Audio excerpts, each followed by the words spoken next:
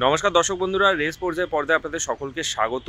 এই মুহূর্তে আমরা রয়েছি যুব ভারতীর ট্রেনিং গ্রাউন্ড 1-এ এবং এখানে কিন্তু আজকে মোহনবাগান দল অনুশীলনে নামলো। এবং গত ম্যাচে আপনারা জানেন যে শুধু গত ম্যাচ নয়, পরপর দুটি ম্যাচ মোহনবাগান কিন্তু পয়েন্ট নষ্ট করেছে এবং পয়েন্ট নষ্ট করে ইতিমধ্যে লিগ টেবিলের টপ পজিশনটাতে থাকলেও পরবর্তী ম্যাচ ব্যাঙ্গালোরের বিরুদ্ধে এবং সেই ম্যাচ থেকে কিন্তু কোচ হোসে মলিনা পুরো 3 পয়েন্টই চাইছেন এবং সেই মতোই আজকে কিন্তু যেহেতু ম্যাচের পর প্রথম অনুশীলন, সেই জন্য আজকে কিন্তু মূল দলে যে কজন ফুটবলাররা গত ম্যাচে খেলেছিলেন তাদেরকে কিন্তু রিকভারি সেশনই চালালেন কোচ হোসে মলিনা।